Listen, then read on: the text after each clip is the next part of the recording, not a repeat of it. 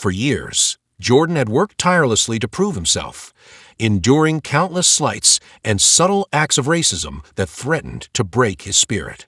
But when a flight attendant openly refused him service, simply because of the color of his skin, he was forced to confront the harsh truth of the world he lived in. Little did she know, the very man she dismissed was the one who would be in control of her flight. How would she react when the power dynamic shifted in a way she never saw coming? The morning sun poured into the airport terminal, casting long streaks of light across the polished floors. The vast space buzzed with life. Suitcases rolled by, announcements echoed through the PA system, and the steady rhythm of footsteps created a symphony of motion. Yet, amidst the chaos, Captain Jordan Carter stood still. He was no stranger to this world. For years, he had navigated these corridors, worn this uniform, and stepped confidently into the cockpit to guide hundreds of lives safely across skies. But today, something felt different. Perhaps it was the subtle weight of unspoken judgment that had followed him all his life. Perhaps it was the way eyes sometimes lingered a second too long on his dark skin before glancing away, as though grappling with their own assumptions. He tried not to dwell on it. It was a fight he had faced for as long as he could remember. Jordan adjusted his hat under his arm, straightened his jacket, and started toward Gate 14. The crew was gathering there, preparing for their morning briefing before passengers began boarding. As he approached, the faint chatter of his colleagues reached him, their voices a blend of professionalism and casual camaraderie. And then, her voice cut through. "Excuse me, sir," a flight attendant called, stepping directly into his path.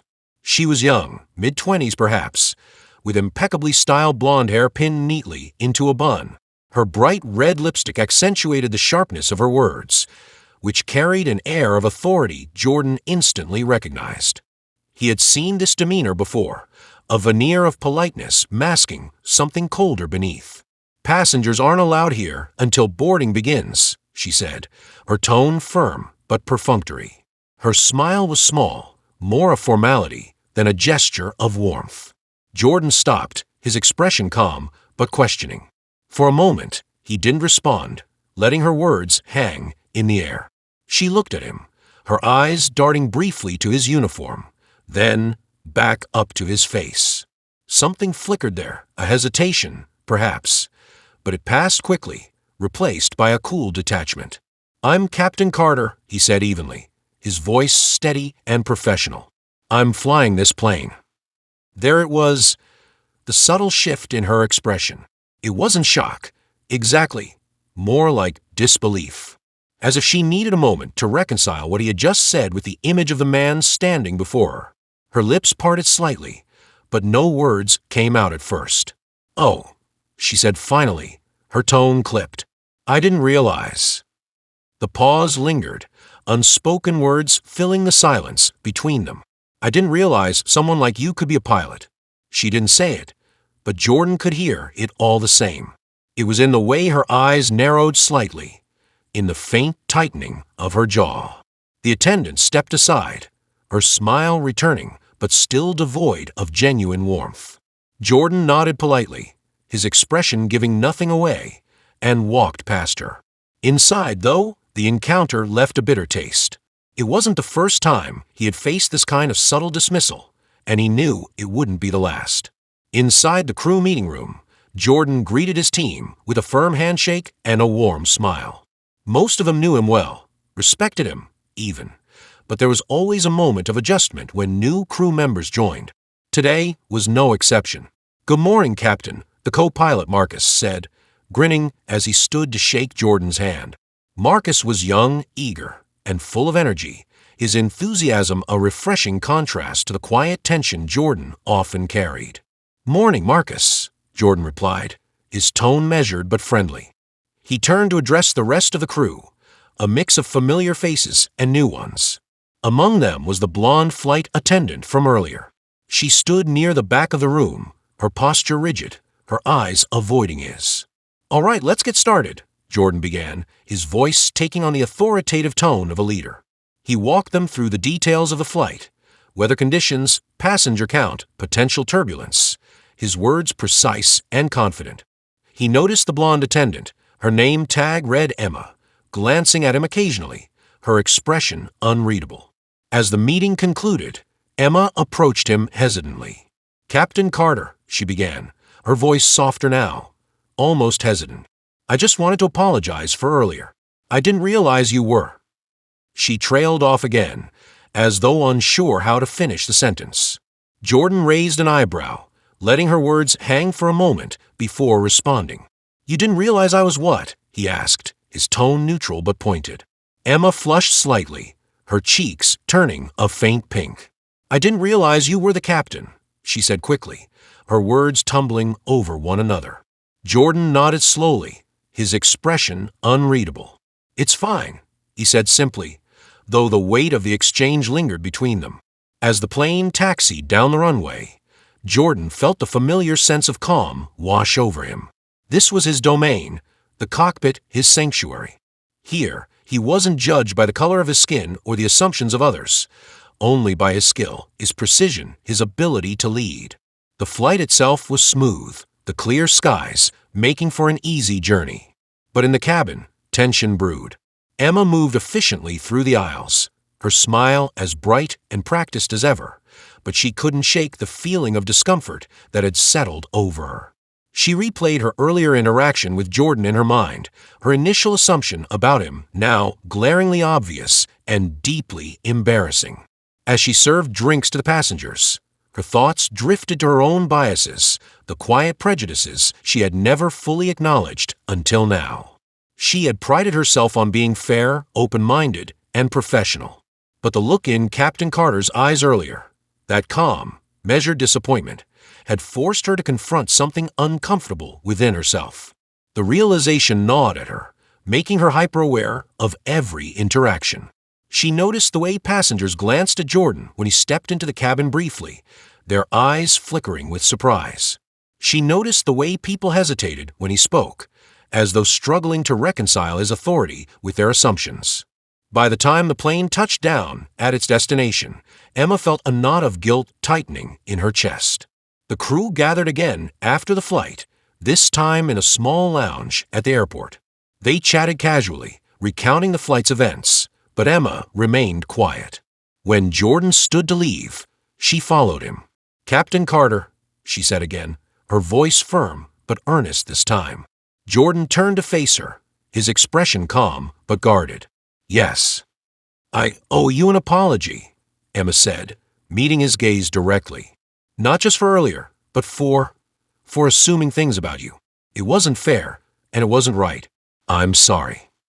Jordan studied her for a moment, his eyes searching hers. He could see the sincerity in her expression, the way her shoulders sagged slightly under the weight of her words. "Thank you," he said finally, his tone softening. "But it's not just about me. It's about how you approach everyone. Assumptions can be dangerous, Emma. They limit what you see in people." She nodded, his words sinking in deeply. "You're right," she said quietly. "I'll do better." Jordan offered her a small smile, one that held a hint of forgiveness, but also a challenge, a reminder that words were only the beginning. As he walked away, Emma stood there, the weight of the lesson settling over her. And somewhere beyond the terminal windows, the sky stretched wide and endless, a reminder that, like the horizon, people's potential was boundless, if only one was willing to see it. The week passed quickly for Jordan Carter. The life of a pilot was one of constant motion, checklists, flights, debriefings, and quiet nights spent in unfamiliar cities. He had flown 3 more routes since the interaction with Emma, but her apology lingered in the back of his mind. Not because it was unique. He had faced more overt and covert dismissals countless times, but because there had been something raw in her eyes when she spoke. People rarely admitted their bias, even when confronted with it. And yet, Emma had done so, with sincerity. Jordan didn't know what to make of it entirely. His years of experience had taught him to guard his emotions carefully, to avoid the trap of expecting too much from those around him. By the time the next flight rotation brought them together again, Jordan was ready to put the matter behind him. It was an early morning departure this time, the kind of quiet that settled over airports when the world was still waking up. As Jordan entered the crew briefing room, Emma looked up from her clipboard. "Good morning, Captain," she said, her voice steady but warmer than before. "Morning," Jordan replied with a polite nod. He noticed the effort she was making. Her posture was more relaxed, her smile less forced. It was a subtle change, but one he didn't take for granted. The rest of the team filtered in, and the briefing began. Emma took notes diligently, nodding along as Jordan outlined the flight plan and pointed out weather systems to be mindful of. This time, she met his gaze without hesitation, her demeanor professional but no longer stiff. The flight itself began without incident. Jordan and Marcus handled the takeoff seamlessly, the aircraft climbing through the clouds with a smooth precision that felt almost second nature. In the cabin, Emma moved through her routine with the ease of someone who had done it hundreds of times before. But somewhere over the Midwest, the first sign of trouble appeared. "Captain," Marcus said, his tone shifting from casual to serious as he pointed at the radar screen. "We've got some unexpected turbulence up ahead. Looks like a storm system's moving in faster than forecasted." Jordan leaned forward, his eyes scanning the data. The turbulence markers were growing denser, the storm line more aggressive. It wasn't uncommon for weather to shift unpredictably, but this storm seemed to be building rapidly. "Let's adjust altitude," Jordan said calmly. "We'll climb above the storm layer." As he and Marcus coordinated the maneuver, the turbulence began to set in. The plane shuddered slightly, a low groan reverberating through the cabin. Passengers shifted uneasily in their seats, and the seatbelt sign blinked on with a soft chime. In the cabin, Emma moved quickly, securing loose items and calming nervous passengers with her practiced smile. But as the plane jolted again, more violently this time, she felt a flicker of doubt creep into her chest. "Ladies and gentlemen," Jordan's voice came over the intercom, calm and steady despite the rising tension. "We're encountering some unexpected turbulence due to a fast-moving storm system. Please remain seated with your seatbelts fastened. We're working to adjust our altitude to ensure a smoother ride. Thank you for your patience." His tone carried a quiet authority, one that reassured even the most anxious passengers. Emma felt her shoulders relax slightly as his words filled the cabin. But the storm wasn't finished yet. Minutes later, the turbulence worsened. The plane lurched suddenly, eliciting gasps and startled cries from the passengers.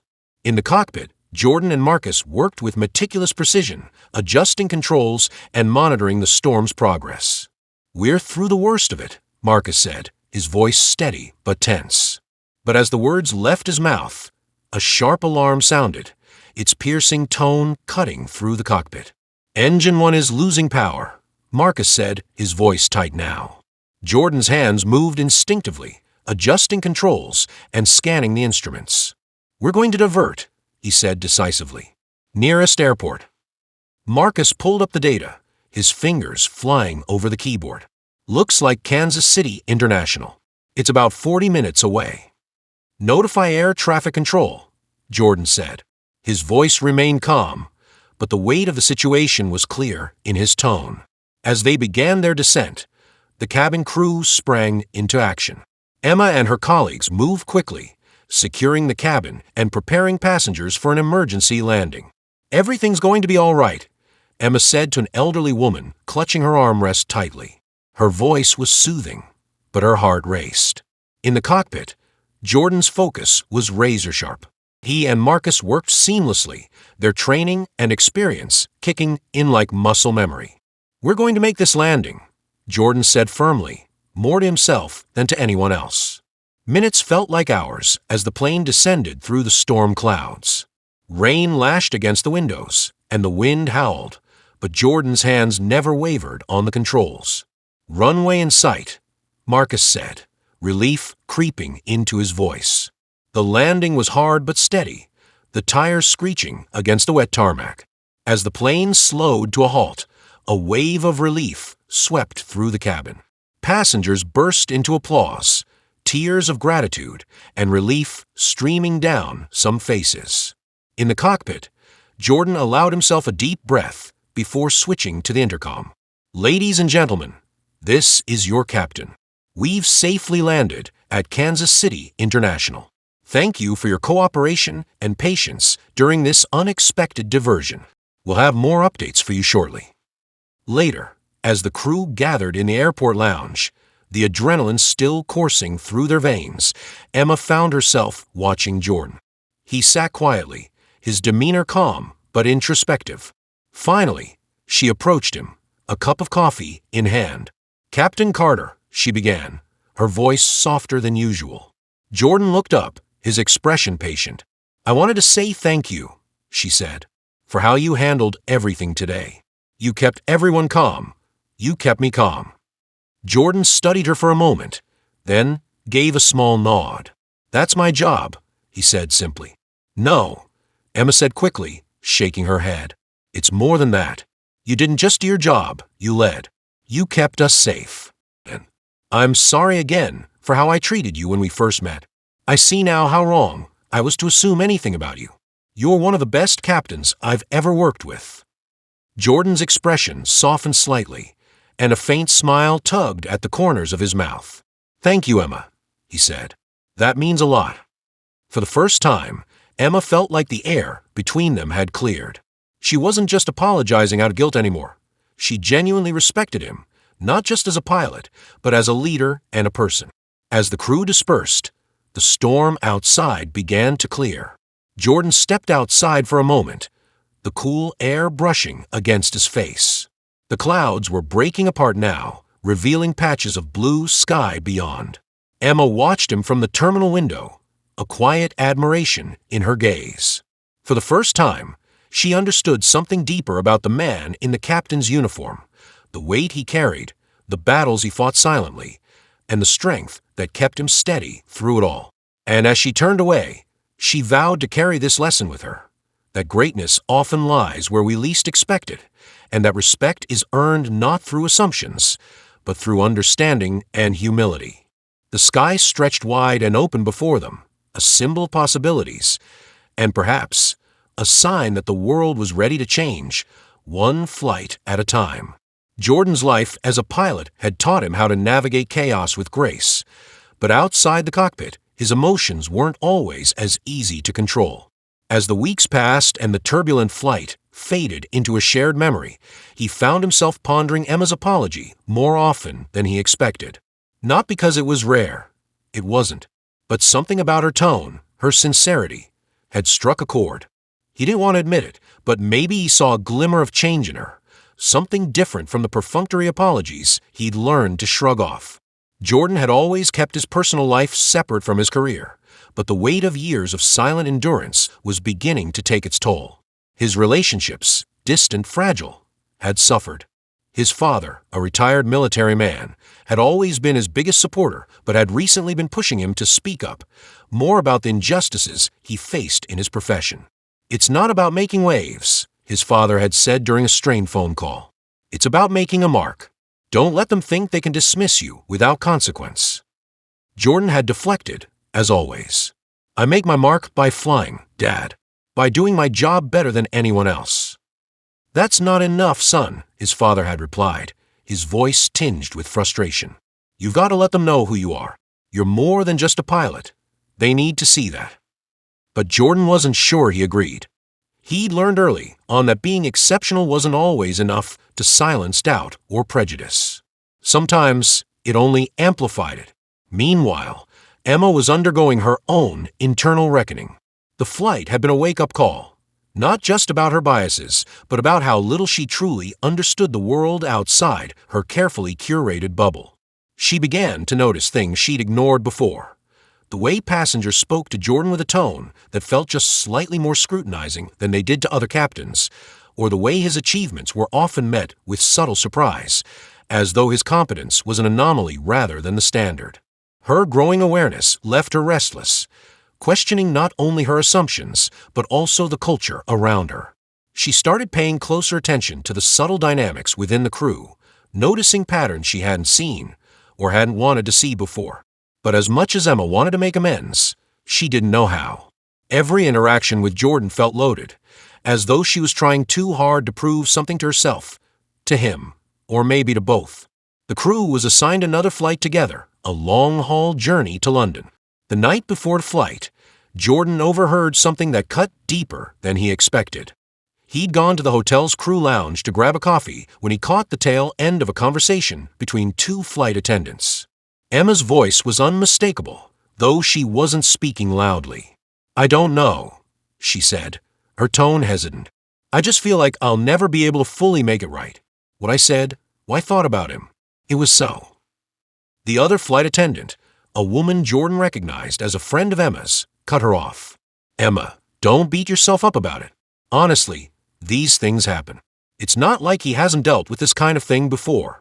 People like him are probably used to it by now." Jordan froze, his hand hovering over the coffee pot. The words landed like a blow. Used to it. He'd heard those words before, too many times to count. They weren't malicious, but they stung all the same. The casual dismissal, the implication that prejudice was simply a burden he was expected to bear without complaint, it was a reminder of how deep the divide still was. When Emma emerged from the lounge and saw him standing there, her face went pale. She opened her mouth to say something, but Jordan walked away before she could.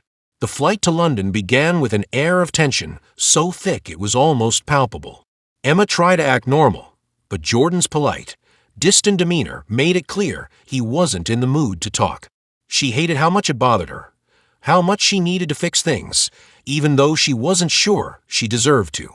Midway through the flight, the conflict came to a head. Jordan was making his usual rounds through the cabin, checking in on the passengers, when a man in first class, a wealthy businessman by the looks of him, made a pointed comment. "Didn't expect to see someone like you flying this bird," the man said with a chuckle, clearly thinking he was being funny. Jordan stopped in his tracks, his expression calm, but his eyes steely. "Someone like me?" he asked, his voice low and measured. The man faltered, sensing he'd overstepped. "Oh, you know, young, ambitious. Not many of you make it this far." Jordan nodded slowly, his jaw tightening. "Well, I guess that makes me the exception," he said before walking away. Emma, who had witnessed the exchange from a few rows back, felt her stomach churn with guilt and anger. She wanted to step in, to say something, but the moment passed too quickly. Later, during a break in the galley, she found herself standing next to Jordan. The tension between them was suffocating. "Captain Carter," she began hesitantly. He didn't look up. "What is it, Emma?" I wanted to apologize. Again." Jordan finally turned to face her, his expression unreadable. "For what exactly?" "For everything," she said, her voice trembling slightly. "For how I treated you when we first met, for what my friend said in the lounge, for not standing up for you back there." Jordan stared at her for a long moment, his gaze searching hers. "Do you think an apology fixes everything, Emma?" "No," she said quickly, tears welling in her eyes. "I don't. But I don't know what else to do." He sighed, running a hand over his face. "Look, I don't need your guilt.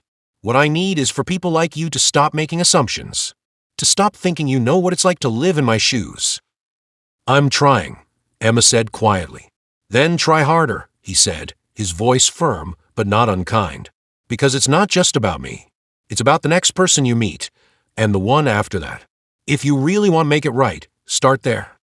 The rest of the flight passed in uneasy silence. But for Emma, Jordan's words were a turning point. They forced her to confront not just her actions, but the deeper biases she hadn't even realized she held. And for Jordan, the exchange left him feeling both vindicated and weary.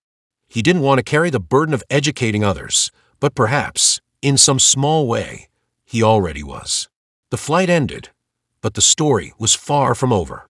The rest of the flight continued under a heavy cloud of tension. Emma couldn't shake the weight of Jordan's words in the galley. "Try harder."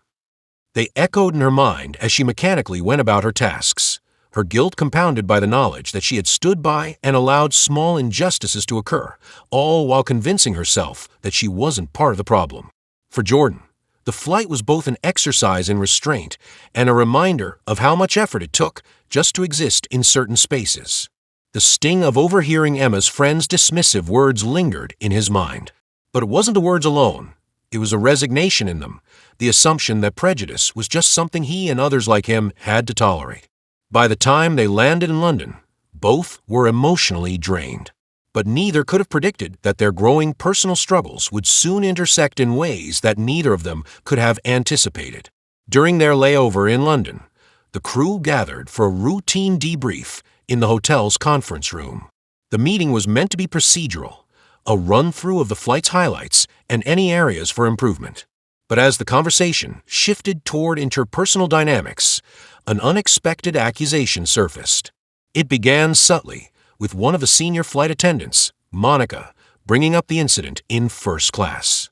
"I think we need to be more proactive about supporting each other when passengers cross a line," she said, glancing toward Emma. "Sometimes it feels like we let things slide that we really shouldn't." Emma stiffened, knowing exactly what Monica was referring to. Her face flushed as all eyes turned toward her. "I wasn't sure if stepping would have made things worse," Emma said carefully, her voice barely above a whisper. Monica raised an eyebrow. "Worse for who?" The room fell silent. Even Jordan, who had been staring at the table, looked up at that. Emma opened her mouth to respond, but found herself at a loss for words. It was Jordan who eventually broke the silence, his tone measured but firm. "Sometimes silence speaks louder than words," he said, meeting Emma's gaze for the first time since the incident. "And not in the way you think." The tension in the room was almost unbearable. Emma felt exposed, vulnerable in a way she hadn't experienced before. But beneath the discomfort, she felt something else, a growing resolve to confront not just the situation but herself. After the debrief, Emma lingered in the conference room, hoping to gather her thoughts. She was startled when Monica approached her, her expression unreadable. "Do you want to know why people like Jordan keep their guard up?" Monica asked, her tone blunt. Emma frowned, unsure of where the conversation was heading. "What do you mean?"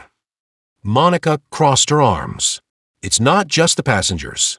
It's us, people who are supposed to be his team." Before Emma could respond, Monica pulled out her phone and tapped the screen a few times. She held it up, and Emma's stomach dropped as she read the text exchange displayed. It was between Monica and another flight attendant, Brian, and the messages were from weeks ago, shortly after Jordan had first joined the crew. "Brian, heard we got a new captain. Should be interesting." Monica, "Yeah, interesting is one way to put it. Let's see if he's as good as they say." Brian, "Doubt it. You know how it is with people like him." Emma's throat tightened as she read the words. People like him. It was the same phrase she heard in the lounge, the same casual dismissal that had hurt Jordan so deeply. Monica sighed and pocketed her phone. "I wasn't going to show you, but after everything that's happened, I figured you should know. We're all part of the problem, Emma. Even me." Emma felt a wave of nausea wash over her.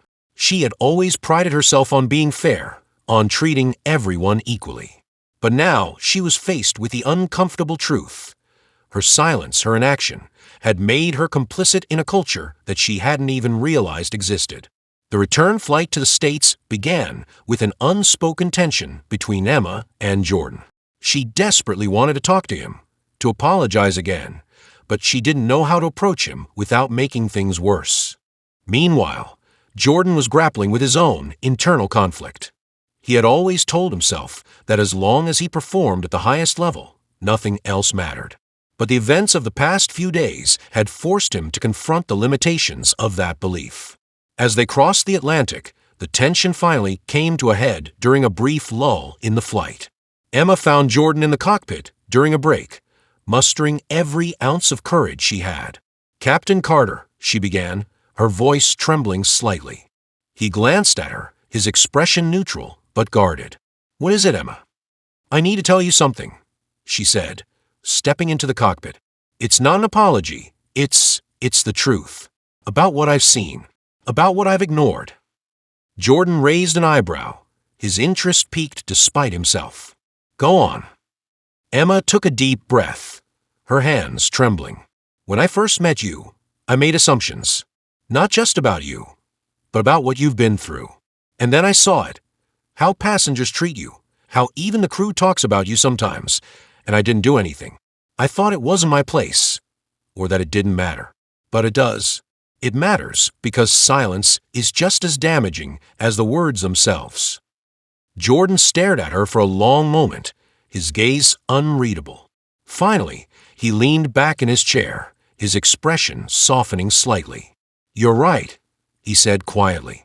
"It does matter. But it's not enough to just recognize the problem, Emma. What are you going to do about it?" His words hung in the air, a challenge that left Emma feeling both exposed and determined. For the first time, she realized that redemption wasn't about earning Jordan's forgiveness. It was about taking action to change herself and the world around her. The flight back to the States wasn't just long. It was a crucible, the confined space of the aircraft amplifying every unspoken word and unresolved emotion between Emma and Jordan. Emma's guilt gnawed at her, but so did her frustration. Why was it so difficult for her to make things right? And why did she feel like Jordan was holding a mirror up to parts of herself she didn't want to see? Jordan, on the other hand, was trying to maintain his focus, but Emma's visible unease was hard to ignore. He could sense she was wrestling with something, but he wasn't sure he had the patience or energy to help her work through it. He had spent years learning to compartmentalize, to keep his emotions in check, and this wasn't the time to let his guard down. The cabin felt heavy with tension as the hours dragged on. Passengers settled into their routines, movies, naps, restless trips to the lavatory. But the crew was on edge. Monica had been avoiding Emma ever since their conversation in London, while Brian's overly cheerful demeanor felt forced, as though he were compensating for something. Midway through the flight, Emma found herself in the galley with Monica. The hum of the engines filled the silence between them, but Emma couldn't ignore the weight of Monica's earlier words. "Monica," she began hesitantly, "can I ask you something?" Monica glanced at her, wary but curious. "What's on your mind?" Emma hesitated, fiddling with the edge of her uniform. "Why did you show me that text? I mean, I know why, but why now?" Monica sighed, leaning against the counter. "Because I'm tired, Emma. Tired of pretending that everything's fine when it's not. I've been here long enough to see how things work, and it's not just passengers who make things harder for people like Jordan. It's us. And if we don't call out, nothing's ever going to change." Emma nodded slowly, her throat tight. "I want to do better," she said quietly. "I don't want to be part of the problem anymore." Monica gave her a small, sad smile. "It's not about wanting, Emma. It's about doing." Just when Emma thought the flight couldn't get more emotionally fraught, an incident in first class reignited the simmering tensions. A middle-aged passenger, well-dressed, with the air of someone used to getting what they wanted, had grown irate after his meal request was delayed. He pressed the call button repeatedly, his irritation escalating with each passing minute. When Emma arrived to address the situation, he barely looked at her. "What kind of operation are you running here?" he snapped. "I've been waiting for 20 minutes. This is unacceptable." Emma maintained her professional demeanor, apologizing for the delay and explaining that the turbulence earlier had disrupted the meal service. But the passenger wasn't satisfied. "I don't want excuses," he said, his voice rising. "I paid for first class, and I expect first-class service. Get me someone in charge." Emma froze. She knew exactly what he meant. "Our captain is currently occupied," she said, trying to defuse the situation. The man's eyes narrowed. "Is that so? Because I saw him walking back here earlier. Or is he just too busy to deal with his passengers?" Emma's stomach twisted. The man's tone left no doubt about his implication. She tried to maintain her composure, but before she could respond, Jordan himself appeared at the front of the cabin. "What seems to be the problem here?" Jordan asked calmly, his voice steady but authoritative. The passenger turned to him, his expression shifting into something almost smug. "Are you the captain?" "I am," Jordan replied, "and I'd like to know how I can assist you." The man hesitated, clearly caught off guard by Jordan's directness. But instead of backing down, he doubled down. "I don't think you're taking this seriously," he said. "If this is the level of service I can expect, maybe I need to speak to someone higher up." Jordan's expression didn't falter, but Emma could see the flicker of exhaustion in his eyes. "I assure you, sir, we are doing everything we can to address your concerns. If you'd like to file a formal complaint, I'd be happy to provide the necessary information after the flight." The man opened his mouth to retort, but seemed to think better of it. He leaned back in his seat, muttering something under his breath that Emma couldn't quite catch, but she didn't need to. The venom in his tone was clear enough. As Jordan returned to the cockpit, Emma felt an overwhelming surge of emotion. She had always prided herself on her professionalism, her ability to handle difficult situations with grace. But this was something else. She found herself walking to the cockpit, her heart pounding. She knocked lightly on the door, and when Jordan opened it, she stepped inside without waiting for an invitation. "I can't do this anymore," she said, her voice shaking. Jordan raised an eyebrow, clearly surprised. "Do what?" "Stand by and watch this happen," Emma said, her words spilling out in a rush. "That man, he didn't see you as a captain. He didn't even see you as a person. And I can't keep pretending that this is normal." Jordan studied her for a long moment, his expression unreadable. Finally, he sighed and gestured for her to sit down. "Emma," he began, his tone patient but firm, "you're not the first person to realize how deep this goes. And you won't be the last. The question is, what are you going to do about it?" Emma nodded, her resolve hardening. "I want to be better. I don't know how yet, but I'm going to figure it out." Jordan gave her a small, approving nod. "That's a start." As the flight neared its end, Emma found herself working alongside Brian in the galley. She had been avoiding him ever since Monica showed her the text messages, unsure of how to confront him. But now, she felt a strange sense of clarity. "Brian," she said, her voice steady, "can we talk?" Brian glanced at her, surprised. "Sure. What's up?" Emma took a deep breath. "I saw the texts. The ones you sent to Monica about Jordan." Brian's face paled.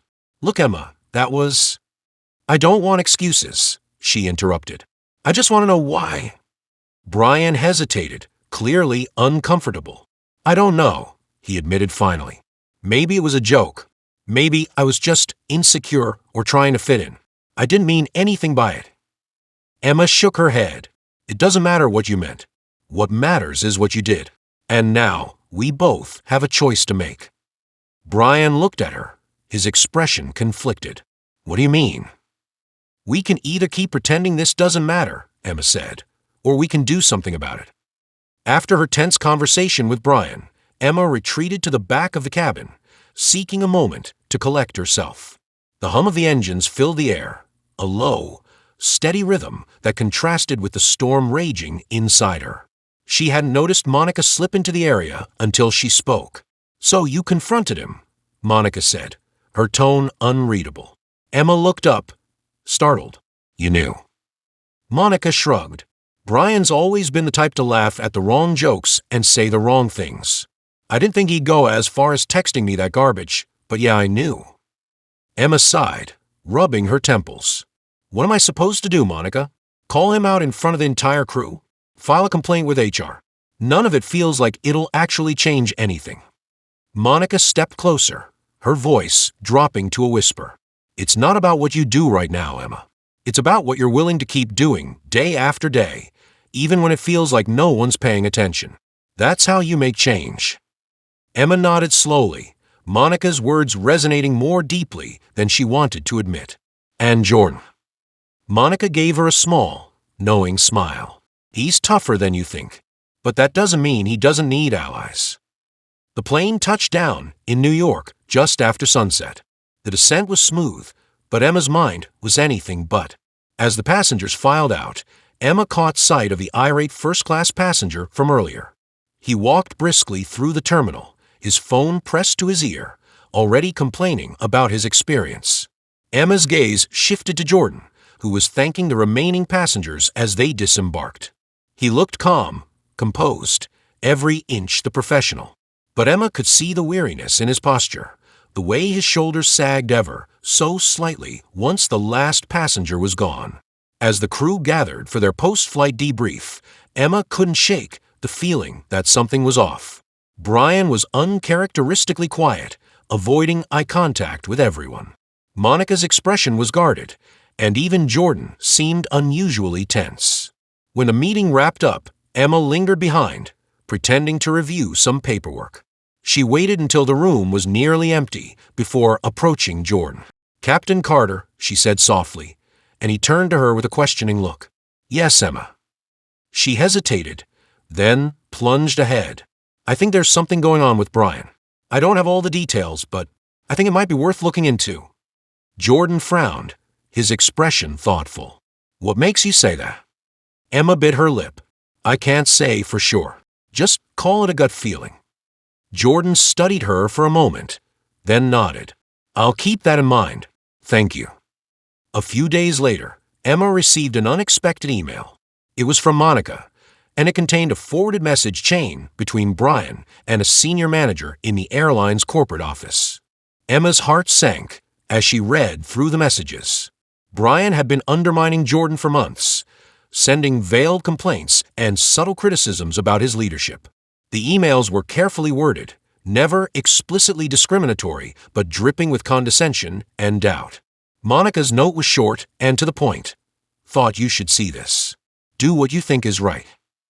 Emma sat back in her chair, her mind racing. The emails confirmed what she had suspected, but hadn't wanted to believe. Brian wasn't just making offhand comments. He was actively working to sabotage Jordan's career. The next time the crew was scheduled to fly together, Emma couldn't hold back any longer. She cornered Brian in the crew lounge before their flight, her voice low but firm. "I know what you've been doing," she said, holding up her phone with the email thread open. Brian's face went pale. "Emma, you don't understand." "No, I think I do," she interrupted. "You've been trying to get rid of him. Why, Brian? What's your problem with Jordan?" Brian's jaw tightened, his mask of casual friendliness slipping for the first time. "He doesn't belong here," he said quietly. Emma stared at him, her stomach twisting. "You're unbelievable," she said, her voice trembling with anger. "Do you have any idea how hard he's worked to get where he is? And you think you can just take that away from him because you're uncomfortable?" Brian crossed his arms, his expression defiant. "You don't know what it's like, Emma. People like him, they get a free pass these days. Everyone's so focused on diversity that they don't care about qualifications anymore." Emma felt a surge of rage, but she forced herself to stay calm. "You're wrong," she said firmly. "Jordan's one of the best pilots I've ever worked with, and the fact that you can't see that says more about you than it does about him." Unbeknownst to Emma and Brian, Jordan had been standing just around the corner, listening to the entire exchange. When he stepped into the room, both Emma and Brian froze. "Captain," Brian stammered, his bravado evaporating. "I didn't mean." Jordan held up a hand, silencing him. "Save it," he said, his voice cold. "I've dealt with people like you my entire career. And you know what? I'm still here. You can't take that away from me." Brian opened his mouth to respond, but Jordan was already walking away, his head held high. Emma watched him go, her heart heavy but her resolve stronger than ever. She turned back to Brian, her voice steady. "You need to think long and hard about what kind of person you want to be," she said, "because this isn't it." After the flight, Emma found herself sitting with Monica in a quiet corner of the airport terminal.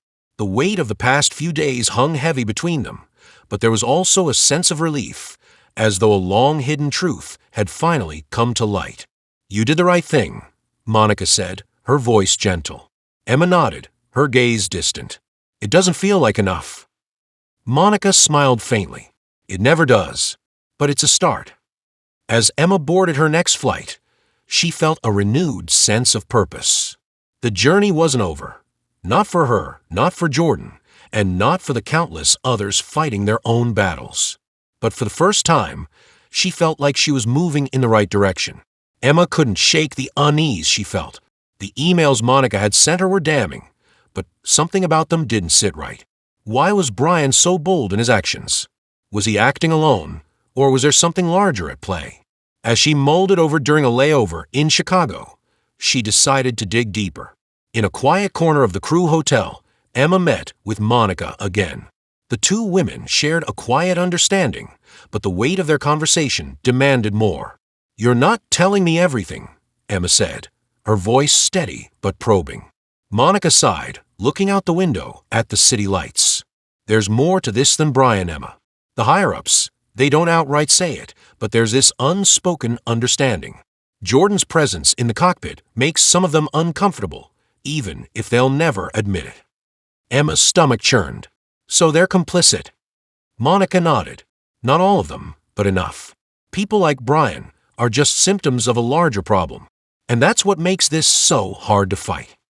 Emma leaned back, her mind racing. This wasn't just about one man's prejudice. It was a systemic issue, one that required more than just confronting Brian. But where did she even begin? Later that evening, Emma found Jordan in the hotel gym, pounding away at the treadmill. His usual calm demeanor was gone, replaced by a focused intensity that bordered on anger. She hesitated for a moment before approaching him. "Captain," she said softly, and he slowed his pace, stepping off the treadmill to face her. "Emma," he said, his tone neutral but guarded. "I need to talk to you," she began, unsure of how to broach the subject. Jordan grabbed a towel, wiping the sweat from his brow. "About Brian." She nodded. "And more than that, Monica told me some things about what's been happening behind the scenes." Jordan's jaw tightened. "I've been in this industry long enough to know how it works," he said, his voice calm but laced with bitterness. "They don't say it outright, but they don't have to. I see it in the way they look at me, the way they second-guess my decisions. And when someone like Brian steps out of line, they look the other way." Emma felt a pang of guilt. She had always prided herself on being an ally, but she hadn't truly understood the weight Jordan carried every day. "I'm sorry," she said, her voice barely above a whisper. Jordan gave her a small, weary smile. "It's not your fault, Emma. But if you really want to help, don't just be sorry. Do something." The next morning, Emma received a surprising phone call. It was from an anonymous number, but the voice on the other end was familiar. "This is Mark," the man said quietly. Mark was a senior flight operations manager Emma had met a few times in passing. He was well respected in the company, but rarely involved himself in drama. "I heard you've been asking questions," Mark continued. "I can't say much, but you're on the right track. Brian isn't acting alone. He's being encouraged." Emma's heart raced. "By who?" "I can't say over the phone," Mark said. "But if you're serious about this, meet me in the coffee shop on the corner of 5th and Main tomorrow morning. 8 a.m. Don't be late." The line went dead, leaving Emma with more questions than answers. The following morning, Emma arrived at the coffee shop early. Mark was already there, sitting in a corner booth with a cup of coffee in front of him. "I don't have much time," he said as she sat down. "But you need to know, this isn't just about Brian. There's a group of senior managers who've been quietly pushing back against diversity initiatives for years. They're not overt about it, but they create a hostile environment for anyone who doesn't fit their mold. And Jordan is their latest target." Emma's stomach turned. "Why are you telling me this?" Mark hesitated, then said, "Because I've seen what happens to people who speak out. They get pushed out, blacklisted. But I'm close to retirement. They can't touch me now, and someone needs to fight back." He slid a USB drive across the table. "This has everything you need. Emails, meeting notes, even a few recordings. It's not enough to bring them all down, but it's a start." Emma stared at the drive, the weight of its implications sinking in. "What do I do with this?" Mark gave her a grim smile. "That's up to you. But whatever you do, be careful. These people don't play fair." Armed with the information from Mark, Emma began to piece together the full scope of the conspiracy. The emails and recordings painted a damning picture, a coordinated effort to undermine Jordan and others like him, all while maintaining a facade of professionalism. But exposing the truth wouldn't be easy. The people involved were powerful, and they had spent years covering their tracks. Emma knew she couldn't do this alone. She reached out to Monica and Jordan, sharing what she had learned. Monica was furious, her usual composure giving way to raw anger. Jordan, on the other hand, was quiet, his expression unreadable. "This isn't just about me," he said finally. "This is about every person who's ever been told they don't belong, who's had to work twice as hard for half the recognition. We have to do this the right way." Over the next few days, the three of them worked together to formulate a plan. They would gather more evidence, building a case that couldn't be ignored. And when the time was right, they would bring it to the media, bypassing the company's internal channels entirely. But as they delved deeper, the stakes grew higher. Emma began receiving anonymous threats, warning her to back off. Monica noticed strange men watching her during layovers, and Jordan's superiors started questioning his every decision, looking for any excuse to ground him. The pressure was immense, but they refused to back down. For the first time, Emma felt like she was truly making a difference. The atmosphere in the boardroom was suffocating. The air, thick with tension, clung to Emma as she stood at the front, the USB drive now a physical manifestation of everything she had fought for. She felt the weight of impending confrontation like a storm gathering on the horizon, ready to burst. Behind her, Jordan stood tall, his expression unreadable, a stark contrast to the fuming Brian seated at the table. Monica, too, stood nearby, her arms crossed, ready for whatever came next. The high-ranking executives sat in their pristine suits, their faces as polished as their expensive shoes. But their eyes betrayed them. They knew. Emma could feel it in the air, the quiet shift in their demeanor as she slid the drive onto the table, its presence undeniable. "This," Emma said, her voice steady but laced with a controlled fury, "contains everything, emails, recordings, conversations you thought would remain hidden. The network of manipulation, the undermining of Jordan's career. All of it." For a moment, there was a long silence, broken only by the soft hum of the air conditioning. Then, one of the senior managers, a man whose silver hair had been perfectly combed, shifted in his seat, finally speaking. "You have no idea what you're doing," he said, his voice smooth, though there was a tightness to it. "You're jeopardizing everything, your career, your reputation. You don't understand the bigger picture." Emma clenched her fists. "No, you don't understand. This isn't just about Jordan.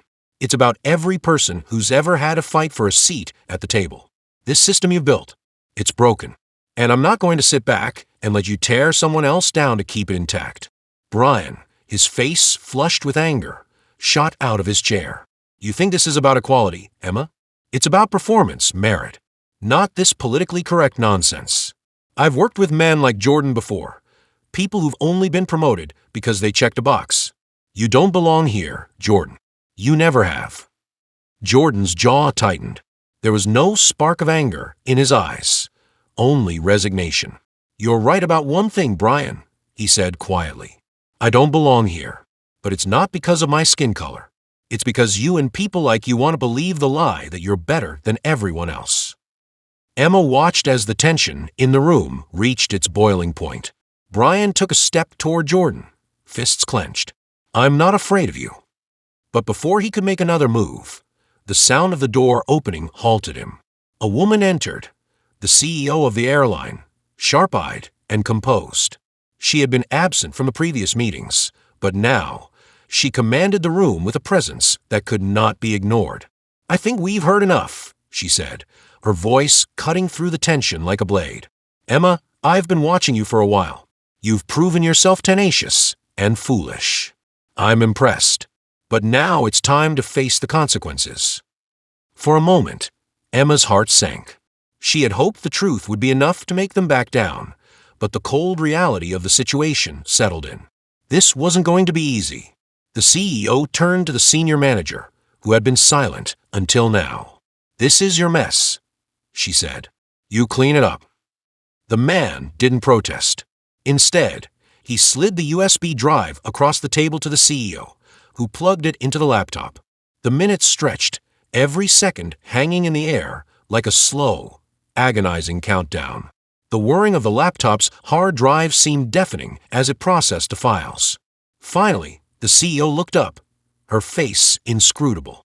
"This changes nothing," she said softly. "We will handle this internally." Emma's stomach twisted. She had been hoping for a bigger shift, a true reckoning. But instead, the system closed ranks, shuffling the players around without truly dismantling anything. It was the all-too-familiar game of power politics. Real change was too risky, too disruptive to their bottom line. The room felt colder now, a harsh reminder that the fight had only just begun.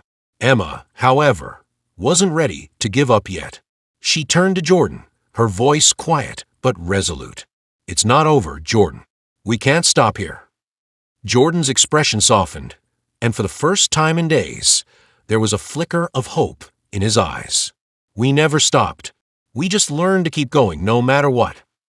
As Emma left the boardroom, the weight of the past few hours felt heavier than she had imagined it would. The confrontation had been explosive, but it was clear the fight for equality wasn't as simple as exposing the truth. The people involved were powerful, and they had spent years covering their tracks. Emma knew she couldn't do this alone. Walking down the dimly lit hallway toward the exit, Emma paused for a moment, reflecting on the journey she had been on. This wasn't just about standing up for Jordan anymore. It was about standing up for herself, for her own values, even when the odds were stacked against her. The elevator ride down to the lobby felt endless, the soft hum of the machine a stark contrast to the maelstrom of thoughts in her head. The doors opened, and Emma stepped out, greeted by the crisp air of the city night. It was colder than usual, the wind biting at her skin as she walked outside. She paused, taking in the lights of the city around her, their glow a reminder that even in the darkest moments, there were always sparks of hope. The city was alive, imperfect, messy, but alive. And so was she. Jordan's words echoed in her mind. "We just learned to keep going no matter what." Emma had learned that lesson too. The journey wasn't over, the battle wasn't won, but she was no longer afraid to fight. And maybe, just maybe, she'd been wrong about one thing. It wasn't about taking down the system. It was about building a new one, piece by piece, starting with the truth. She stepped into the night, the cold wind a reminder that change didn't come easily. But as the city pulsed around her, Emma knew she wasn't alone. And that, she thought with quiet determination, was enough to keep going. As Emma walked down the sidewalk, the sound of her footsteps echoed in the otherwise quiet street. The weight of the evening's events pressed down on her like a heavy cloak, but she couldn't bring herself to stop. Not yet. There was still a fire in her, a need to keep moving, even if she didn't fully understand what the next step would be. She had been in the system long enough to know that this kind of battle wasn't about winning a single fight. It was about surviving the long war. The night was silent, except for the occasional distant hum of a passing car, the flickering of streetlights casting long shadows across the pavement. But Emma didn't notice the quiet. Her mind was still replaying the CEO's dismissive words, the unspoken promise that everything would be swept under the rug. She could still feel the icy resolve in the CEO's voice when she said, "This changes nothing." It stung more than she expected, but Emma wasn't going to let it fester. Her grip on her bag tightened as she continued down the sidewalk, her gaze fixed on the horizon. The city was alive, but for a moment, it felt as though everything around her was frozen in time. She had learned the hard way that people who held power could bend the rules, twist the truth, and bury whatever didn't fit their agenda. But they couldn't bury hope. She thought of Jordan. They had only scratched the surface of this corrupt world together. He wasn't just a casualty of a broken system. He was a symbol of it. His pain, his struggle, it wasn't just his own. It was everyone who had been overlooked, misjudged, or underestimated because of things that had nothing to do with their skill, their dedication, or their worth. They had to keep going. Her phone buzzed in her pocket, snapping her from her thoughts. She glanced at the screen. It was a message from Monica. "I heard what happened in there. They think it's over. It's not." A small wave of relief washed over her. Monica had always been there, in the shadows, quietly pushing Emma to be better, to fight harder. She needed that reminder now more than ever. What's next? Emma typed, her fingers moving with urgency. Monica's reply was quick, sharp. We need more. The boardroom's just one battlefield. The real fight is ahead. Find out who's behind all of this. Someone's pulling strings. We're going to expose them. Emma stood still for a moment, reading Monica's words over and over. The real fight. It wasn't enough to just challenge the front-facing players. It was the hidden figures in the background that needed to be unmasked. The ones who controlled the levers. The ones who thought they were untouchable. Her heart raced, but a spark of something akin to purpose, flickered within her. She couldn't take down the entire system in one night, but she could start small, piece by piece, bringing each lie to the surface. They had to fight smarter now. They had to find the real power, the invisible architects of this world, and expose them. She paused, taking a breath, allowing the weight of her decision to settle in. It would be dangerous, no doubt. She had already crossed a line, but now there was no turning back. The stakes were higher than ever. And yet, there was an unfamiliar sense of resolve, like a final puzzle piece falling into place. She wasn't in this fight for the accolades or for the victory at the end. She was in it because the fight was the only thing that mattered. The truth was the only thing that mattered. As Emma walked through the dimly lit streets, her steps grew more purposeful. She had always known this journey would be long and complicated, but tonight, something had changed. The final pieces were falling into place, and for the first time in a long while, she knew what she had to do. Her phone buzzed again, breaking her thoughts. It was a news alert. The headline made her stop dead in her tracks. Scandal rocks airline industry.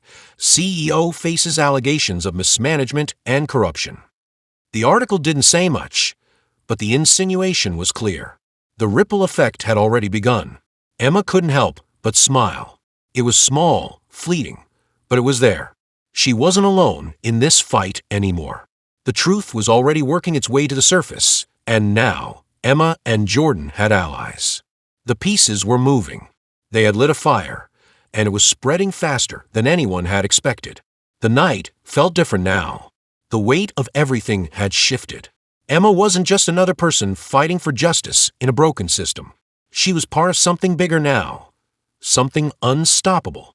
The truth had a way of finding its way to the light, no matter how deeply it was buried. And this was just the beginning. As she walked through the city, the wind whipping around her, Emma knew one thing for sure. She wasn't going to stop. They were going to keep going, no matter how long it took. Because this fight, it wasn't just about exposing one person. It was about exposing all of it.